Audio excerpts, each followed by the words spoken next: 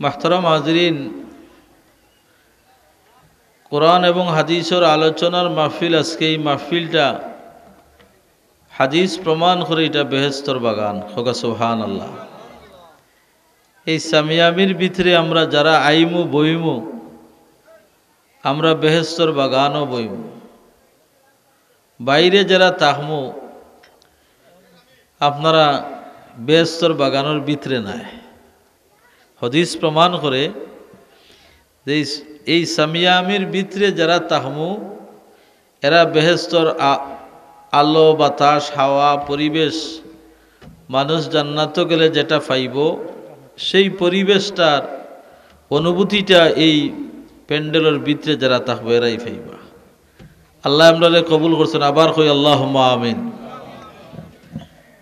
বাড়িঘরে রাস্তাঘাটে দোকানপাটে যারা আছেন, আমরা অনুরোধ থাকবো, যেহেতু আমরা এই মাহফিলের প্রধান কাঙ্ক্ষিত মেহমান, অনেক দূর থেকে আমরার মাঝে তশরিফ আনরা আইয়া যদি আমরার মানুষ এত কম দেখেন, আমরার প্রধান অতিথি মন শান্তি পাইতা নাই।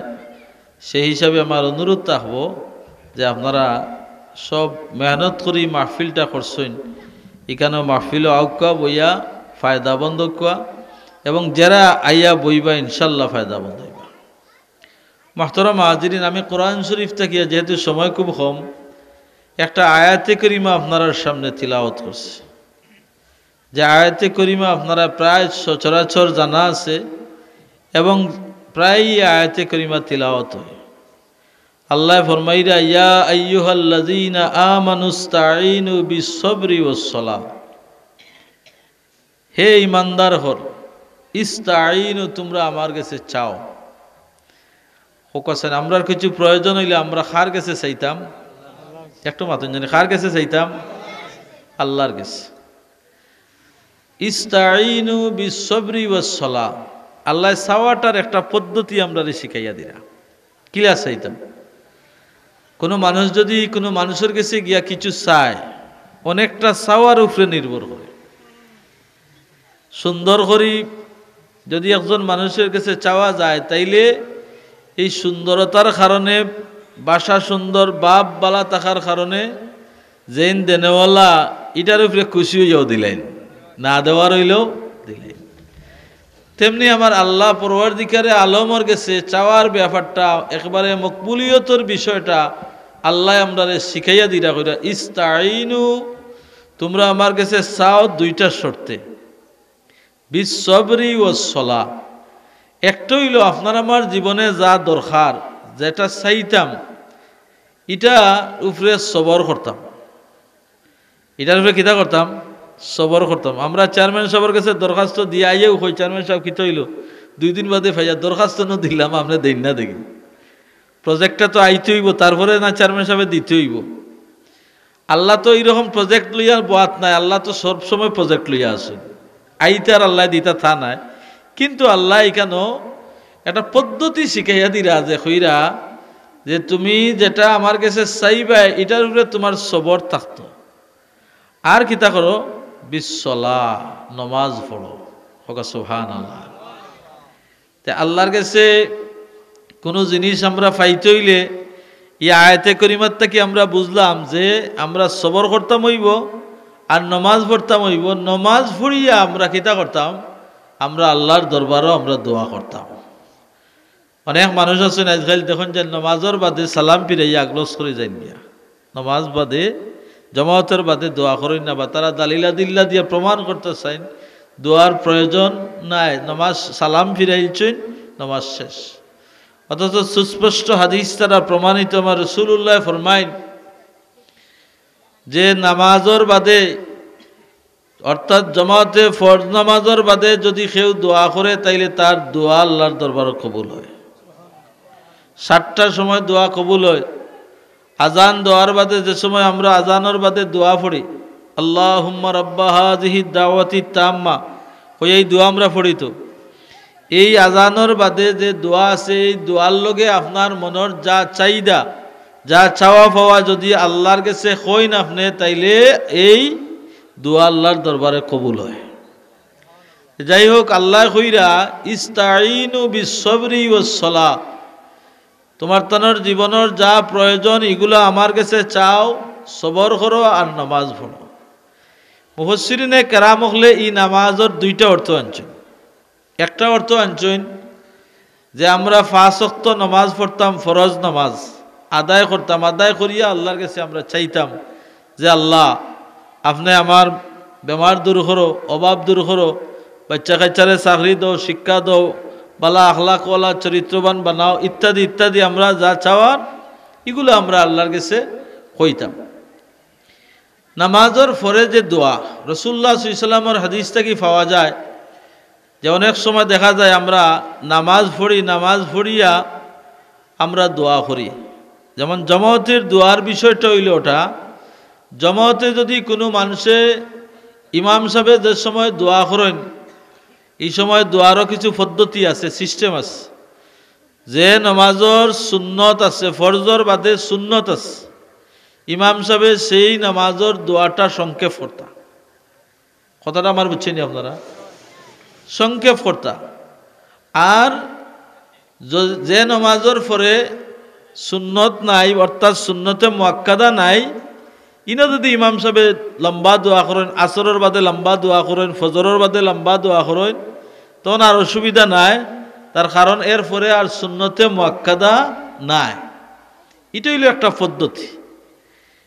অন্য পদ্ধতি হইল যেমন আপনি নামাজ পড়ছেন, নামাজ পড়িয়া আপনার ইচ্ছা হয়েছে বা ফরজ বাদে সুন্নত পড়িয়া আপনি আল্লাহর কাছে দোয়া করতা। অনেক আছেন আল্লাহুম্মা আমিন কইয়া চকুর মাঝে, মুখর মাঝে, নাকর মাঝে দরিয়া আর কত সময় তার মনের কথা কইন। আল্লাহু আকবার। আল্লাহর কাছে চাওয়াটাও একটা সিস্টেম লাগে।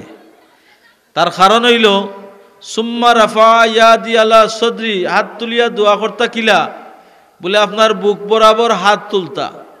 বুক বরাবর হাত তুলিয়া, কেউ আছে ওলা আঠাইয়া হাত তুলেন, তাহলে আপনার চাওয়া হইল নি? মাথকা চাওয়া হইল না। চাওয়াটা হইতে হইব চাইলর বেশি। আর এটা হইল কতখান বলে বুক বরাবর আপনি হাতরে তুলিয়া উপর দিকে আপনি কিতা করতা, দোয়া করতা। কেউ আছে মাথার উপরে আনিয়া মাথার লগে লাগাইন, ইটা নাই। কারণ রসুলে পাক সাল্লাল্লাহু আলাইহি ওয়াসাল্লামে এইভাবে দোয়া করছেন না, বরং দোয়া শিখাইয়া গেছেন যে বুকটাকে এইরকম উপরে দিয়ে তুলিয়া আপনি চাইলর বেশি আপনি হাত তুলিয়া দোয়া করতা। এখন দোয়া করতে হইলে, দোয়া কবুল হইতে হইলে এখানেও কিছু জিনিস আমার রাসূলুল্লাহ সাল্লাল্লাহু আলাইহি ওয়াসাল্লামে শিখাইয়া গেছেন। রাসূলুল্লাহ মসজিদে নববীত বাদ একজন সাহাবী আইছেন। সাহাবী আইয়া তেন কিতা করছেন, নামাজ পড়িয়া দোয়া করিয়া তাই আবার যাওয়া আরম্ভ করছে। আল্লাহ রসুল বাদ দেখরা। আর একজন সাহাবী আইছেন, নামাজ পড়ছেন, নামাজ পড়িয়া তাইনস সালাম ফিরাইছেন, ফিরাইয়া দুরুদ ইস্তেগফার পড়িয়া তাইন ধীরে দোয়া করিয়া তাইন বারইয়া গেছে। এক সাহাবী কইলা, ইয়া রাসূলুল্লাহ, এই দুইজনে তো নামাজ পড়লা, দোয়া করলা, খার নামাজ এবং দোয়াটা কবুল হইব? আল্লাহ রসুলে ফরমাইন, সালাম পিরানির বাদে যেন কয়েকবার ইস্তেগফার করিয়া দুরূদ শরীফ পড়িয়া দোয়া করছেন, অর্থাৎ শেষে যেন দোয়া করছেন, দুরূদ পড়িয়া ইস্তেগফার পড়িয়া তার নামাজ এবং দোয়াটা কবুল হইব। এখন আমরা অনেক সময় সালামটা ইনেদি ফিরাই বা উয়েদি ফিরাই, ফিরাইয়ার আমরা কিতা করি, দৌড় মারি, মানে তাড়াহুড়া করে যাই কি। তাইলে এই দোয়া আপনার ই চাওয়া বা আপনার মনের এই আবেগটা আল্লাহর কাছে কবুল হইতো না। এর লাগিয়া এই পদ্ধতিটা আপনি জানতেইব। ই আয়াতে করিমার ব্যাখ্যার মাঝে আরো অনেক কিছু আনছেন যে আমরা নমাজের পরে কয়েকবার দুরূদ শরীফ পড়তাম, ইস্তেগফার পড়তাম, পড়িয়া যদি কোনো বান্দায় দোয়া করে এই দুরুদর খাতিরে, ইস্তেগফারের খাতিরে তার নমাজও কবুল হইব, তার দোয়াটাও কবুল হইব।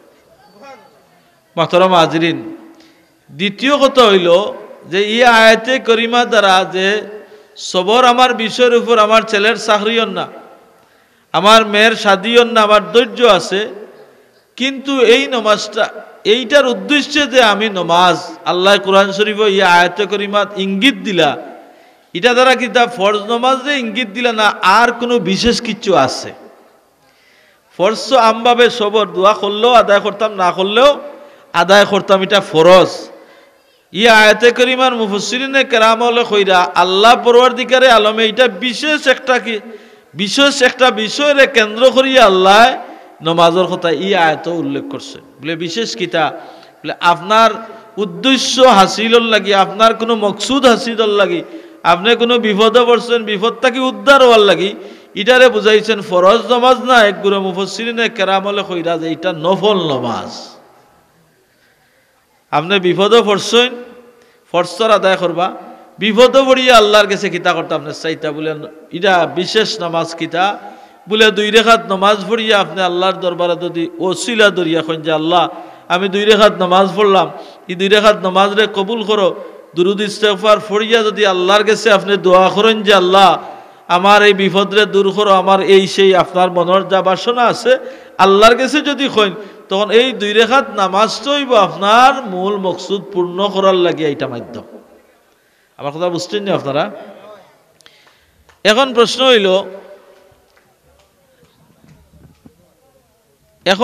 হইল যে এই নমাজটা আপনি কিরকম আদায় করতা নফল নমাজ বলে মুফাসসিরিনে কেরাম লেখেন নফল নমাজ সব যে কোনো সময় আপনি পড়লে আল্লাহর দরবারে কবুল হইব কিন্তু বিশেষ একটা সময় হইল ফি লাইলাতিল আসহারি দুআউন মকবুল গভীর রাত যদি আপনি উঠিয়া আল্লাহর কুদরতর কদম 2 রাকাত নামাজ পড়িয়া আপনি আল্লাহর দরবারে যদি কয়েকবার দুরূদ শরীফ কয়েকবার ইস্তেগফার পড়িয়া বা বেশ সময় নিরিবিলি পড়িয়া যদি আপনি আল্লাহর দরবারে দোয়া করেন যে আল্লাহ আমার বাবা আমারে বড় মায়া করতা আমার মায়ে বড় মায়া করতা এই 2 রাকাত নামাজের ওসিলায় আমার মারে আমার বাবারে মাফ করে দাও আপনার এটার কারণে হয়তো আল্লাহ পরওয়ারদিগারে আলমে কবরবাসী আপনার মারে বাবারে মাফ করবে বা আপনার কোনো মকসুদ আল্লাহ পুরা করে দেবে জামিউস সিয়র কিতাবের মধ্যে লেখেন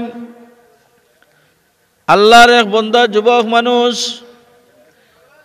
তার নানায় বড় মহব্বত করতা নানার কবর জিয়ারত গেছেন কবর জিয়ারত গিয়া আল্লাহর বান্দার মনের মাঝে আইছে আমি নানার কবর জিয়ারত করতাম কিন্তু আমি নানারে কি সওয়াব দিতাম চিন্তা করিয়া সাইয়া দেখেন আল্লাহর বান্দা যুবক মানুষের যে কবরস্থানের কিনারাত একটা মসজিদ আছে আল্লাহর বান্দা ওযু করিয়া মসজিদ আমাইয়া গিয়া 2 রাকাত নফল নামাজ পড়েন 2 রাকাত নফল নামাজ পড়িয়া আর কয়েকবার দুরূদ ইস্তেগফার পড়িয়া আর তাই না মসজিদে বইয়া তাই আল্লাহর কাছে কিতা করেন এই নামাজরে সওয়াব রেসানি করে দিলেন জিয়ারত করলেন জিয়ারতও গিয়াও তাই নাকি সওয়াব রেসানি করিয়া দেখুন আল্লাহ আমার নানারে মাফ করো লগেই কেন কবরবাসী যারা আছেন আল্লাহ সবরে মাফ করো তাই তো দোয়া করিয়া তাই কিতা করছেন সব রেসানি করিয়া আর তাই নিনতে কি আপনার বাড়ি যাচ্ছে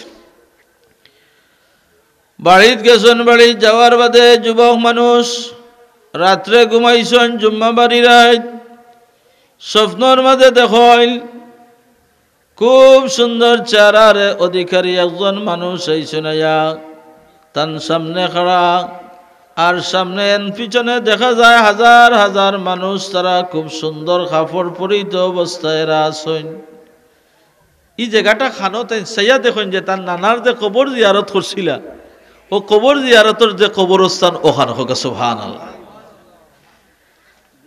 যুবকে সালাম দেন সবাই সালামের জবাব দেন মাশাআল্লাহ এখান থেকে আমরা বুঝতাম পারলাম কিটা যে আমরা যদি বালা কোনো নেকি আমরার মুর্দেগান্ডে দিতে এরাও আমরা লোকে মারতেও পারেন মাতই না আপনি যদি আপনারা যদি কেউ কিছু আপনারে উপহার দে এই মানুষে যদি বাজারও গিয়া রবির বাজার ফাইন যদি তা আপনি কিতা করবা এন্ডে ফাইলে ডাক দি দিকেই বাবা এইসব বালা আসেন আপনি ইটা ফাটাইছেন হিতা ফাটাইছেন ফাইস তেমনি ভাবে মুর্দেগান অকল বড় খুশি হইছেন আর সবে সালামর জবাব দিরা আর তারা এই আনন্দ ফুর্তি দিকে তাই জিকার করটা যে না না আপনারে সওয়াব দিছিলাম এই সওয়াবটা আপনি পাইছেন নি তাই জবাব দিরা পাইছ শুধু পাইছি রে ভাই তা নাই এই কবরস্থানও অসংখ্য মানুষ সামান্য নেকির লাগিয়া তারা আটকি গেছলা কবর এরা জাহান্নামের আগুন জ্বলতে আসলা তুমি 2 রাকাত নামাজ পড়িয়া সওয়াব রেসানি খরিদর সাথে সাথে আল্লাহ এই কবরস্থানের तमाम গুনাহগার কবরবাসী হলরে মাফ করে দিলাইছো নামাজের পাওয়ার আছে মাতুকা তাইলে বিশ্বলা এটাও দিরা মুফাসসিরিনে কেরাম হলে বিশেষ নামাজের কথা ইঙ্গিত দিরা। এখন হকাছেন দেখি দুনিয়াত আমরা বহু সায় সমস্যা লইয়া আছি নানি মাতুকা না সায় সমস্যা আমরা নাই, আমরা বহু জাত যন্ত্রণা লইয়া বুকুর মাঝে চাপা দিয়া আমরা অনেক আছি। এগুলা দূর করতে হবে বলে আমার আল্লাহ দূর করতে, আমার আল্লাহ দূর করতে হইলেও আমার বিষয়ের উপর সবর করতাম হইব। সবর মানে কি তার ধৈর্য ধরা, অপেক্ষা করা, একটু সময় অপেক্ষা করতাম। এখন মানুষ দেখা যায় মানুষ আজকাল নগদ বিল্লা পাখিত বিল্লা নাই মাতই না, লাল সালু দেখিয়ে আনলে বন্ড ফিট দেখা বাদে বেটিন পাগল হয়ে যায়, পাগল হইয়া যাইন খেনে গিয়া দেবার সব দিলেইরা করুন খেনে বলে এরার ধারণা যে বাবার কাছে গেলে মনে বাবা আমার হলতা দিলেইবা মাতই না, বাবায় সব দিলেইবা। আসলে ভুল কথা, দেওয়ার মালিক আল্লাহর অলি আল্লাহ হলার খাসাত আমরা যাই ও কারণে আউলিয়ায়ে কেরাম হলর সহবতে আল্লাহ পাকে কিতা করতা আমরার দুয়ারে কবুল করতা, চাওয়া পাওয়ারে আল্লাহ কিতা করতা কবুল করতা। এই সবর ধরতেইব, ধৈর্য ধরতেইব। ধৈর্য ধরার আবার বিশেষ পদ্ধতি আছে। ধৈর্য ধরলে আল্লাহ কিতা করেন, ইন্নাল্লাহা মাআস সাবিরিন, আল্লাহ কইরা ধৈর্যশীল হলর লগে আমি আল্লাহ আছি। বলে কিলা আছি? আল্লাহর হাবিব জনাব মুহাম্মদুর রাসূলুল্লাহ সাল্লাল্লাহু আলাইহি সাল্লাতু ওয়াসসালাম রে আল্লাহ 4 জন ছেলে সন্তান দিলা, এক এক করিয়া 3 জন ছেলে সন্তান মারা গেলা। চতুর্থ নম্বর ছেলে সব ছোট ছেলে আবুল কাসেম তানও ইন্তেকাল হইল। মুহাম্মদুর রাসূলুল্লাহ সাল্লাল্লাহু আলাইহি সাল্লাতু ওয়াসসালামের সব ছোট আবুল কাসেমের যখন ওফাত হইল, ইন্তেকাল হইল, আল্লাহ রসুলের আওলাদ হলে পাড়া প্রতিবেশীর কাফির হলে রসুল্লাহর সবচাইতে বেশি কষ্ট দিয়েছেন, নির্যাতন করছেন। নির্যাতনের বিভিন্ন পদ্ধতি আছে, খালি মারলেও মাইন নাই, মৌখিকও একটা বড় কষ্ট দেওয়া আছে। তারা কিলা কষ্ট দিচ্ছে, রসুল্লাহর যখন আল্লাহ রসুলের সব ছোট ছেলে মারা গেলা তখন তারা কাফির হল ইয়া রসুল্লাহরে কয়, মোহাম্মদ আপনি না কইলে আপনার সবচাইতে বড় আল্লাহর লগে আপনার সম্পর্ক, আল্লাহ শক্তিশালী আল্লাহ নাইনি, ইন্নাল্লাহ আলা কুল্লি শাইইন কাদির, আল্লাহ সব চাইতে বেশি শক্তিশালী। ও নবী মুহাম্মদ তুমি না কইলে তোমার সব চাইতে বড় আল্লাহর লগে তোমার সম্পর্ক, তাইলে এই আল্লাহ তোমার ছেলে দিয়া ছেলেগুলারে মৃত্যু দিলা। আরব দেশের নিয়ম হইল যদি কেউর সন্তান হইয়া মারা যায় তেন সমাজের সবচাইতে বাদ মানুষ, ওখানে আউযুবিল্লাহ। তারার নিয়ম হইল যদি সন্তান হইয়া যদি মারা যায় তে এন্ডে সকালবেলা কেউ দেখে যদি সারাদিন অলক্ষণে যাইব, ওখানে আউযুবিল্লাহ। এরপরে এন্ডে দেখিয়া কোনোবাই বাইর হইলে খুব খারাপ হইব। তারারই শর্ত রাসূলুল্লাহ সাল্লাল্লাহু আলাইহি সাল্লাতু সালাম সমাজের সবচাইতে বাদ মানুষ, ওখানে আউযুবিল্লাহ। আল্লাহর হাবিব রে ইয়া নির্যাতন মৌখিকভাবে করে কিলা বলে, মুহাম্মদ আবু জেহেল আল্লাহ রসুল্লাহর সবচেয়ে বড় শত্রু। আবু জেহেলে আইয়া, আবু জেহেলের বিবি তার নাম হইল হিন্দা, হিন্দাই আমার রসুল্লাহরে নিন্দা করেন। মুহাম্মদ তুমি এই সমাজের সবচেয়ে খারাপ মানুষ, বাদ মানুষ, তোমার এই সমাজও আর থাকা ঠিক না, তুমি যে নতুন ধর্ম প্রচার করছো এটা সব বাদ দিয়ে আমরা মূর্তি পূজা আবার হোকানা হজবে। আমার রাসূলুল্লাহ সাল্লাল্লাহু আলাইহি ওয়াসাল্লাম এগুলারে খুব ধৈর্য সহ্য করিয়া আবুল কাসেমের জানাজা পড়িয়া কবরস্থ করিয়া হাত তুলিয়া দোয়া করলা যে আল্লাহ আপনি আমারে আওলাদ দিছ, দিয়া নিছু গিয়া এটার উপরে আমি খুশি, আমি সবর করলাম। আর দ্বিতীয় হইল কাফির হলে যেভাবে আমারে মৌখিক নির্যাতন করডা, যেভাবে আমারে কুটাখাটা দিয়া আমারে মনে কষ্ট দিরা আল্লাহ এটাও তুমি দেখরাই, আমি এটার উপরেও সবর এখতিয়ার করলাম। হোক সুবহান। যখনই সবর এখতিয়ার করলা তখনই জিবরিল আমিন আলাইহিস সালাতু সালাম রে আমার রাসূলুল্লাহ ফাটাইয়া কইলা, আমার হাবিব তো আমার হাবিব রে জানাই দাও যে ইন্না আ'তাইনাকাল কাউসার। আমার হাবিব রে সূরা কাউসার দেওয়ার প্রথম আয়াতটা হইল ইন্না আ'তাইনাকাল কাউসার। আমার হাবিবে ধৈর্য ধারণ করছেন, তান্ডে আমি কাউসার দিলাম মানে জান্নাতের পানি দান করলাম। ও কাছে সবর ধরলে কিছু পাওয়া যায় না নি? পাওয়া যায়। এখান থেকে সবর কতটুক সবর এখানে একটা মাসলার কথা কই, আপনার আমার ছেলে মেয়ে মা বাপ ভাই বিরাদর আপনজন বন্ধু বান্ধব প্রিয়জন যদি মারা যায়, মারা যাওয়ার বাদে আপনি কিতা করতা, আউকাল করতা, চিল্লাইতা, আউকাল দিয়া খান্দিতা, গড় বাংতা, তুনি বাংতা, ইতা নেই না। রাসূলুল্লাহ ফরমাইন লা তাবকিয়া সুয়াথান, তোমার কেউ যদি মারা যায় উচ্চ আওয়াজ দিয়ে খান্দিও না। যদি উচ্চ আওয়াজ দিয়ে খান্দ তাইলে বোঝা যাইব আল্লাহ যে মত দিছেন এটা তুমি মাননাই না। কথাটা ঠিক না নি? আমার নবী মুহাম্মদুর রাসূলুল্লাহ সাল্লাল্লাহু আলাইহি সাল্লাতু ওয়াস সালামে সাহাবায়ে কেরামকে তালিম দেন, শিক্ষা দেন, সবর করো। এই সবরটা কি রকম সবর হইতো? কোন মা যখন সন্তান হারায়, এই মার বুকুর ব্যথা, এই মার দিলের যন্ত্রণা কতটুকু একমাত্র মা ছাড়া বাবা ছাড়া কেউ হইতে পারে না। এর লাগি মা বাবায় বেশি আওয়াজ দিয়া, উচ্চ আওয়াজ দিয়া উমাউ করিয়া খান্দিতে শরীয়তে নিষেধ আছে। বিশেষ করিয়া যে মাসুম বাচ্চা মরণ 2-3 বছরের, মা বাবার দিল খুব দরে, দরা বাদে মা বাবা আঙ্গাজ করতে পারেন না। এটা কোরআন শরীফে আল্লাহ ফরমাইন যে ইটার লাগি তুমি তেন সবর এখতিয়ার করো। এই সবরের যা কিতা বলে, আমার নবী মুহাম্মদুর রাসূলুল্লাহ সাল্লাল্লাহু আলাইহি ওয়াসাল্লাম যখন মেরাজে গেলা, মেরাজে গিয়া সপ্তম আসমানও দেখলা, একজন বয়স্ক মানুষ মসজিদে মামুরের সেহেন বাত, আর তার সামনে অসংখ্য অগণিত মাসুম বাচ্চাই নকল বাত। সুবহানাল্লাহ। আর এই বয়স্ক মানুষে তাইনি মাসুম বাচ্চাই নকলরে কোরআন শরীফ তালিম দিল। সুবহানাল্লাহ। আমার রাসূল জিবরিল আমিন আলাইহিস সালাতু ওয়াস সালাম রে জিকির করেন, ভাই জিবরাইল, কোরআন তো আমার উপরে জমিনও নাজিল হয়েছে, সপ্তম আসমানও এখানে আইয়া বয়স্ক মানুষ তাইন দেখি কোরআন শরীফ রে তালিম দেন, এইন খেয়ে আর এই মাসুম বাচ্চা হল এরা খেরা।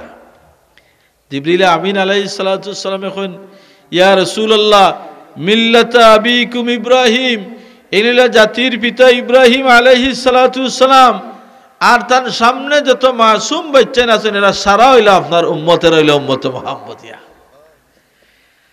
এখানে এখানে তাই তালিম দেন কোরআন শরীফ। এটা একটা প্রশ্ন আইতে পারে না নি বলে, তার সংক্ষেপে জবাব হইল, উম্মতে মুহাম্মদিয়া যারা মাসুম বাচ্চা মারা যায়, আল্লাহ পরওয়ারদিগার আলমে এই মাসুম বাচ্চা তো রুরে মসজিদে মামুরের সামনে নিয়া ইব্রাহিম আলাইহিস সালাতু ওয়াস সালামের মাধ্যমে কোরআন শরীফ তালিম দেন, যাতে কাল কিয়ামতের ময়দানও এই মাসুম বাচ্চা হলে আল্লাহর দরবারও এই দাবি যাতে না তুলতে পারে যে আল্লাহ আমরা আখেরি জমানার নবীর উম্মত হইয়া দুনিয়াত গেলাম, কিন্তু তোমার নাজিলকৃত কোরআন শরীফ রে আমরা তিলাওয়াতর তালিম লওয়ার সুযোগ পাইলাম না। যাতে এটা আমার রসুলের খাতির হইছে, এটা কার খাতির হইছে? আমার রসুলের খাতিরে আল্লাহ ইব্রাহিম আলাইহিস সালাতু ওয়াস সালামের মাধ্যমে কিদা করছেন, উম্মতে মুহাম্মদিয়ার যত মাসুম বাচ্চা মারা যায় এখানে এরারে কোরআন শরীফ তালিম দিতে থাকে। এই মাসুম বাচ্চা ইনতে ধৈর্যশীল মা এবং বাবায় সন্তান মারা যাওয়ার বাদে ধৈর্য ধরেন, আমার আল্লাহ আমারে নিয়ামত দিছিল, আমার আল্লাহ এই নিয়ামত রে নিছেন গিয়া। এই ধৈর্য যদি এই মা এবং বাবার তাকে কাল কিয়ামতের ময়দানে এই মা বাবারে এই মাসুম বাচ্চায় নাজাত দান করাইতে পারবো। রাসূলুল্লাহ ফরমায় কিয়ামতের ময়দানে সব মাসুম বাচ্চাইন তরে এরা আল্লাহর কাছে একটা দাবি জানাইবা। আমার কথা আপনারা বুঝরা নেই, কারেন্টও গেছে কি, আমিও আপনারা দেখিয়ান না, আপনারাও আমারা দেখলেন না, আন্দাই চলের হোক আলহামদুলিল্লাহ। কিয়ামতের ময়দানে সব মাসুম বাচ্চা হলে আল্লাহর দরবার একটা দাবি জানাইবা যে আল্লাহ আমরা দুনিয়ার জমিনও আমরার মা বাবা, আমার মায় বড় কষ্ট করিয়া দীর্ঘ 10 মাস 10 দিন গর্ভধারণ করছেন, বাবায় কত মেহনত করিয়া লালন পালন করছেন, বরণ পোষণের ব্যবস্থা করছেন। মা এবং বাবার বড় আশা আছে যে আমরা বড় হইব, বড় হওয়ার বাদে আমরা কিতা করবো, আমরা আমরার মা বাপরে কাজে কর্মে সাহায্য সহযোগিতা করবো, বয়স্ক হইলে এরার খেদমত করবো, এরার এত সব আশা আছিল। কিন্তু আল্লাহ আমরার মা বাবার এই আশাটা ফুটছে না। আমরার মনের বড় আশা আছিল আমরাও দুনিয়ার জমিনও যাইমু, দুনিয়ার স্বাদ আচ্ছা মজা আমরা গ্রহণ করবো, দুনিয়ার বিচরণ করবো। আল্লাহ তোমার ইবাদত বন্দেগী করবো, তোমার গোলামি করবো, গোলামি করিয়া দুনিয়ার জিন্দেগি থাকি সফর শেষ যখন হইব আমরা ফিরিয়ে আইবো। কিন্তু আল্লাহ তার চাইতে তোমার আরো সুন্দর সিদ্ধান্ত, তোমার সিদ্ধান্ত অনুযায়ী আমরা মাসুম অবস্থায় মারা গেছি। পরওয়ারদিগারে আলম আমরা দাবি জানাইয়ার আমরার মা বাবারে যদি জান্নাত দাখিল করা না হয়, মাফ করি না দেয় এই মা বাবারে, তাইলে আমরা পরওয়ারদিগারে আলম আমরা জান্নাত দাখিল হইতাম না। সব মাসুম বাচ্চান্তরে বিনা হিসাবে টিকিট দেওয়া এরা হইল কি তার জান্নাতি। এরা দাবি জানাইব দেখবে আমরার মা বাবায় কষ্ট করছেন, আশা রাখছে, তারার আশা ফুটছে না বিদায় আমরা জান্নাত যাইতে হইলে আমরার মা বাবারে কিতা করতে হইব, জান্নাত দেওয়ার ব্যবস্থা করতে। আল্লাহর হাবিবে ফরমাইল ই মাসুম বাচ্চাগুলোর ফরিয়াদ রে আমার আল্লাহ দরখাস্ত আল্লাহ পরওয়ারদিগারে আলমের দরবার কবুল হয়ে যাইব। আল্লাহর কাছে যখন কবুল হইব, কবুল হওয়ার বাদে আল্লাহ নির্দেশ দিবা এরা রুরে ছাড়ি দাও।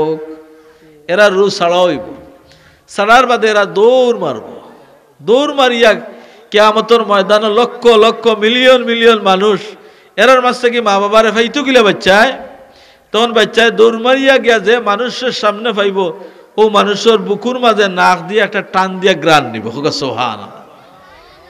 এইভাবে তারা দ্রুত গতিতে কিয়ামতের ময়দানও তারা দৌড়াইয়া তারার মা এবং বাবারে গুজাইয়া বাইর করবো। সুবহানাল্লাহ। ডাইনা তো বাবারে ধরব, বামা তো মারে ধরব, ডাইনা তো বাবারে এবং মারে বামা তো ধরিয়া আল্লাহ পরওয়ারদিগারে আলমের কুরসির সামনে মাসুম বাচ্চা হলে তারার মা বাবারে লইয়া আল্লাহর দরবারে পরিচয় দিয়া তারা সুপারিশ করব। আমার আল্লাহ পরওয়ারদিগারে আলমে বাচ্চাইন্তর সুপারিশ রে কবুল করবা। আর মা বাবা গুনাহগার হইল মাসুম বাচ্চার খাতিরে আল্লাহ মাফ করে দিবা। তবে শর্ত হইল একটা, আপনি সবর এখতিয়ার করতে হইব। কত মানুষ আছে তার দুইটা তিনটা বাচ্চা মারা যায়, তখন কয় ফল্লা উত্তর বাড়ির বেটার ফাঁস ফুয়া এগু চাইয়া আর গু দেখো এগুর একটাও মরণ না, আর আমার দেখো এগুলো লইয়া গেলা কি আল্লাহ। আল্লাহরে দুষে নানি মাতই না, আল্লাহরে দুষে নানি। অনেক মানুষ ইটা করে, ইটা করতা না। বিশেষ করে আমার মা বই নগর গেছে অনুরোধ, আপনার দিল নরম, ধৈর্য সহ্য কম, এই ধরনের বিষয় যাতে কোনো অবস্থাতে আইতো না। আল্লাহ বলেন ওয়ালানাবলুওয়ান্নাকুম বিশাইইম মিনাল খাউফি ওয়াল জু'i ওয়া নাকসিম মিনাল আমওয়ালি ওয়াল আনফুসি ওয়াস সামারাত ওয়া বাশশিরিস সাবিরিন। আল্লাহ কইন দুনিয়াতে আমি তোমার তান্ডে কিছুটা বিষয় আমি পরীক্ষা করব। ওয়ালানাবলুওয়ান্নাকুম বিশাইইম মিনাল খাউফ, এর মাঝে একটা থাকবো কিতা তোমার তান্ডে ভয় থাকবো। আমরা কোনো কোনো সময় এমন বয়ও আমরা পড়ি যে আমরা খুব চিন্তার মাঝে পড়ে যাই।